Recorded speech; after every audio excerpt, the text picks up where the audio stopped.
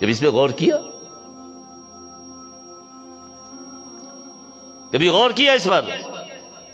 یہ ایک الگ موضوع ہے کہ یہ دین کا علم حاصل کرنے والے اور پڑھنے پڑھانے والے کس نیت کے ساتھ اور کس کیفیت کے ساتھ اور کن جذبات کے ساتھ یہ دین کا علم آگے منتقل کر رہے ہیں، وہ ایک الگ بحث ہے۔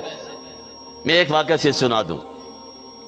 ہمارے ایک جاننے والے قاری ابراہیم صاحب، فیصل آباد کے رہنے والے، بارہا ہمارے ساتھ ان کی نشستیں ہوئیں۔ قاری ابراہیم رحیمی، آپ نے دیکھے، یہ فیصل آباد کی ایک مسجد میں پڑھاتے تھے،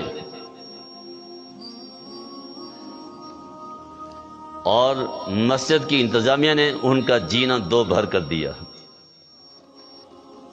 اور ایسے مزاج رکھنے والے ہر مسجد میں کچھ انتظامیہ میں ہوتے ہیں۔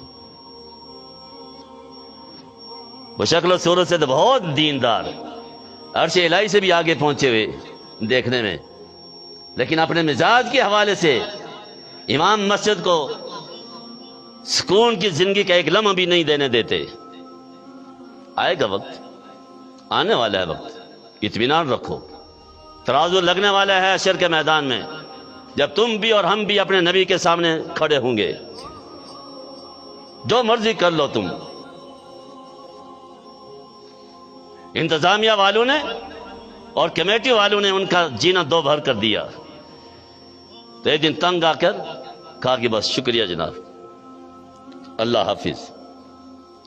ان کے پاس بچے حفظ کر رہے تھے، یہ رات کو سیدھے شیخوپور اپنے گھر آ گئے۔ شیخوپور اپنے گھر پہنچے، رات کو نبی علیہ السلام کی زیارت ہوئی۔ نبی علیہ السلام کے ساتھ شیخین بیٹھے ہوئے ہیں، نبی علیہ السلام پر غصے کے آثار ہیں، اور شیخین سے کہتے ہیں اس کو کہو واپس جائے، اس جگہ جا کر بچوں کو قرآن پڑھائے، اس کو کہو واپس جائے، اس جگہ جا کر قرآن پڑھائے۔ صبح اٹھی تو قاری ابراہیم صاحب کی زندگی بدل گئی تھی۔ تیاری کی، سیدھے وہیں پہنچے، کمیٹی والوں کے پاس پہنچے کہ میں یہیں رہنا چاہتا ہوں۔ کہیں چلے جاتے نا، کیا لینے کے لیے آئے؟ جو تانے دینے تھے دیے۔ انہوں نے کہا جو مرضی کرو، تانے دو، جوتے مارو، تب بھی یہاں سے نہیں جاؤں گا۔ وہاں پھر بیٹھے اور 1500 حافظ اس مسجد میں انہوں نے تیار کیے۔ آپ نہیں جانتے یہ حافظ کن مجاہدوں سے تیار ہوتا ہے۔ تم نے تو 10-15 ہزار کی تنخواہ مہینے کے بعد وہ بھی نہ معلوم کن کن کلمات کا سنا کر دی، ان پر کیا گزری ہے یہ تمہیں بتانے کی تو ہے ہی نہیں۔ یہ جس کے لیے ہے اس کے لیے بتا۔ یہ امت اور اس امت میں بھی یہ کشمیری جو سن رہا ہے، جو لائیو سن رہا ہے، بہت دکھیا دل کے ساتھ کہہ رہا ہوں، اگر اپنے اس مزاج کو، فطرت کو نہیں بدلو گے، تمہارے ساتھ جو ہو رہا ہے آنے والا وقت اس سے زیادہ بھیانک آ رہا ہے۔ اس کی بہت ساری وجوہات میں سے ایک یہ بھی ہے، تم نے دین اور دین والوں کی قدر نہیں کی ہے۔ مجھے اپنے ایک دوست جیولر ہیں، بڑے اچھے بے تکلف دوست ہیں، انہوں نے خود سنایا کہ ہماری ایک مسجد تھی پرانی سی، ہم نے اس کو درست کیا، بہت اچھی مسجد بنائی، اور اس مسجد میں ہمارے امام صاحب جو قاری صاحب تھے، ہم 3000 روپے ان کو مہینے کی تنخواہ دیتے تھے۔ یہ چند سال پہلی بات ہے۔ تو میرے ذہن میں آیا کہ بھائی عجیب سی بات ہے، لاکھوں روپے ہم نے مسجد پہ لگایا اور اپنے قاری صاحب کو 3000 روپیہ تنخواہ دے رہے ہیں، میں زیب نہیں دیتا ہمیں۔ تو میں نے دوستوں کو بلایا جو اس مسجد سے منسلک تھے، سارے دوست آ گئے، ان میں سے ایک ایجوکیشن سے تعلق رکھنے والے، بڑے ذمہ دار دینی ذہن رکھنے والے، خود بھی 1.25 لاکھ سے زیادہ تنخواہ، بیگم صاحبہ بھی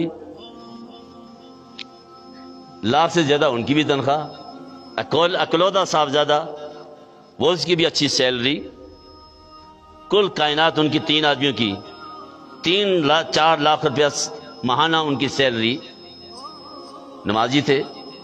تو میں نے سمجھا کہ اس سے ان کی ابتدا کروں تاکہ ایک اچھا مشورہ دیں گے اور ایک اچھی معقول معاونت قاری صاحب کی ہو جائے گی۔ میں نے کہا یہ مسئلہ ہے ہمارا، تو کیا خیال ہے قاری صاحب کی تنخواہ میں کچھ اضافہ ہونا چاہیے، کتنا اضافہ کریں؟ دے رہے ہیں 3000۔ تو بڑی گہری سوچ میں سر اٹھا کے فرمایا کہ بس 500 روپے کا اضافہ کر دو۔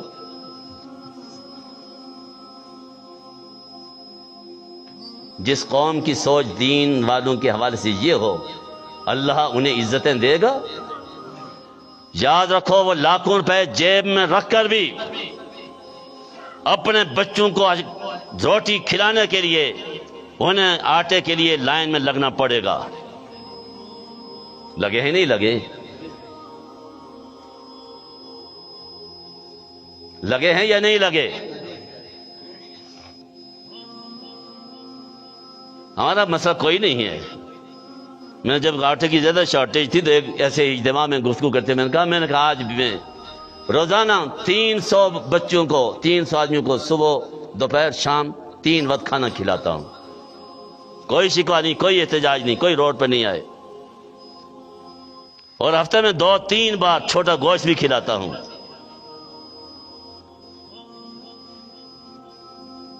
جی فرمائیں، سمجھ آ رہی ہے؟ بات نہیں آ رہی؟ یہ اس کا ہے، یہ اس کا نظام ہے، لیکن میں اور آپ کہاں کھڑے ہیں؟ ہم نے کیا کرنا تھا، کیا کر رہے ہیں؟ اس طبقے کے لیے کیا سوچ رکھنی تھی، کیا رکھ رہے ہیں؟ یہ میرے اور آپ کے محسن ہیں، یہ بچے جو پیچھے بیٹھے ہوئے ہیں، چھوٹے بچے۔ آپ نہیں جانتے، آپ نہیں جانتے، رات کے پچھلے پہر جب ہم میٹھی نیند سے خراٹے لے رہے ہوتے ہیں اور رات کی تنہائیوں میں گزرے ہوئے بدعمالیوں کی سزا ہمارے اوپر آ رہی ہوتی ہے، وہ جرائم کے جن کی بنیاد پر، وہ جرائم جس کی بنیاد پر یہ انسانی شکلیں سور و خنزیر سے بدلنی چاہیے تھیں، اور ایسی شکلیں بدلی ہیں میرے اور آپ کے نبی کے آنے سے پہلے، وہ ہو رہے ہیں۔ لیکن ان شکلوں کو انسانی شکلوں میں محفوظ رکھنے کے لیے اللہ نے یہ چھوٹے چھوٹے معصوم بچے جو رات کے پچھلے پیر سخت سردی میں بھی ہاتھ منہ دھو کر جب اس کا قرآن کھول کر اس کی تلاوت کرتے ہیں تو اللہ اترتے ہوئے عذاب کو روک دیتا ہے۔ یہ میرے اور آپ کے محسن ہیں، یہ میرے اور آپ کے محسن ہیں، اور یہ انسانیت کا ہمیشہ سے عالمیہ رہا ہے، انسانیت کی اکثریت کا ہمیشہ سے یہ عالمیہ رہا ہے کہ اس انسانیت کی اکثریت نے ہمیشہ اپنے محسنوں کو اپنے دشمن سمجھ کر ان سے دشمن جیسا سلوک روا رکھا ہے، اور اپنے دشمنوں کو اپنا محسن بنا کر اپنے سروں پہ بٹھایا ہے۔ یہ مدارس والے یہ اس امت کے ہی نہیں پوری انسانیت کے محسن ہیں۔ مجھے آج بھی ہٹیاں کا ایک چھوٹا سا بچہ جو ہمارے ہاں پڑھتا تھا، آج بھی اس کی شکل نظر آ رہی ہے، اور جب وہ تنہائی میں بیٹھ کر نماز کے بعد ہاتھ اٹھا کر دعا کرتا تھا، اس کی دعا کرنے کا وہ انداز آج بھی مجھے دل سے اس کے لیے دعائیں نکالنے کے لیے مجبور کر رہا ہے، رشک آتا تھا اس پر۔ اللہ مغفرت فرمائے ہمارے مولانا عبدالحی رحمہ اللہ کی۔ ان کے ڈرائیور نے مجھے بتلایا کہ ایک دن رات کے پچھلے پیر ہم یہاں سے گزر رہے تھے رول پنڈی سے آتے ہوئے، تو انوار لوم کے باہر آ کے گاڑی انہوں نے رکوائی، کہا ساجد ذرا ٹھہرو میں ذرا اندر دیکھ لوں۔ سیدھے مسجد کے حال میں پہنچے، دروازہ کھولا تو آگے پچھلے پیر وہ اکیلا بچہ چھوٹا سا وہ ہاتھ اٹھائے یوں دعا کر رہا تھا سر جھکائے ہوئے۔ تو کہتے ہیں باہر آ گئے، آنکھوں میں آنسو، کہنے لگے بس ٹھیک ہے ساجد کوئی مسئلہ نہیں، چلو۔ اس اکیلے کی وہ اٹھے ہوئے ہاتھ نہ معلوم کتنوں کے لیے اللہ کے عذاب سے نجات کی بنیاد بنتے۔ ان مدارس کو حقیر نہ سمجھو، ان مدارس والوں کو حقیر نہ سمجھو، اور ان کے پیچھے ٹین باندھنے کی کوشش نہ کرو۔ ہاتھ جوڑ کے کہہ رہا ہوں، میں موروثی مولوی نہیں ہوں، میں کالج چھوڑ کر آیا ہوں ادھر، میں موروثی مولوی نہیں ہوں، میں کالج کی لائف چھوڑ کر ادھر آیا ہوں۔